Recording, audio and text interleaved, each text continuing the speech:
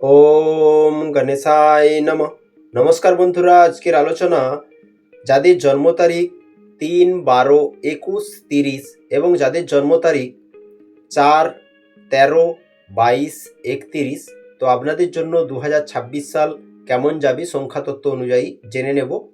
তো সর্বপ্রথম বলবো ২০২৬ সালটি নিউমেরোলজি অনুযায়ী সূর্যদেবের বছর, তাই প্রতিদিন সূর্যদেবকে জল অর্পণ করতে পারলে অবশ্যই আপনাদের মনোবাসনা পূর্ণ হবে।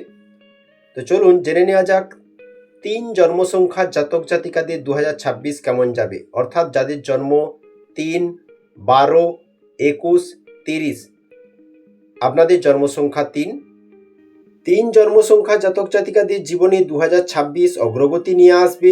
শিক্ষা ও গবেষণার সঙ্গে যুক্ত ব্যক্তিদের জন্য বছরটা শুভ হতে চলেছে। নতুন চাকরির সুযোগ পেতে পারেন। প্রেম জীবনটা খুব ভালো কাটবে।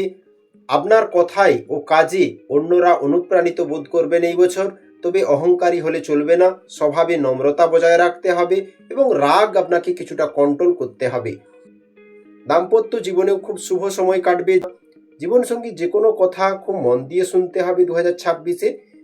জীবনসঙ্গীর কথা উপেক্ষা করা যাবে না, নচেত সম্পর্কে ঝামেলা আসতে পারে। স্বাস্থ্য বিষয়েও সচেতনতা অবলম্বন করে চলা আবশ্যক, না হলে ভোগান্তি রয়েছে। অবশ্যই স্বাস্থ্যের খেয়াল রাখুন। এবার জানবো বন্ধুরা যাদের জন্ম তারিখ ৪ তারিখ, ১৩ তারিখ, ২২ তারিখ এবং ৩১ তারিখ, তো আপনাদের জন্য ২০২৬ নানা পরিবর্তন নিয়ে আসতে চলেছে। সেই পরিবর্তন মিশ্রিত হবে, শুধু ভালো হবে না।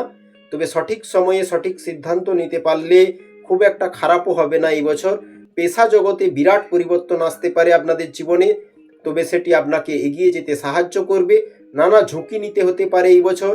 ব্যবসার ক্ষেত্রে কঠিন পরিস্থিতির মুখে পড়তে হতে পারে। অ্যাসেট বৃদ্ধির জন্য বিনিয়োগ করতে হবে।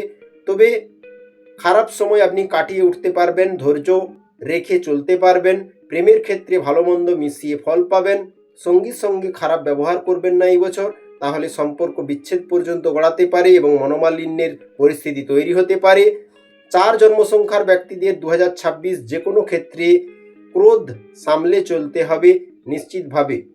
বন্ধুরা, আপনাদের জন্য সবথেকে বেস্ট রেমেডি হচ্ছে প্রতিদিন শিবলিঙ্গে জল অর্পণ করুন, রুদ্রাভিষেক করে দিনটি শুরু করুন এবং হরে কৃষ্ণ মহামন্ত্র নাম জপ করতে ভুলবেন না। চ্যানেলে নতুন হলে অবশ্যই সাবস্ক্রাইব করবেন, লাইক করবেন ভিডিও ভালো লাগলে।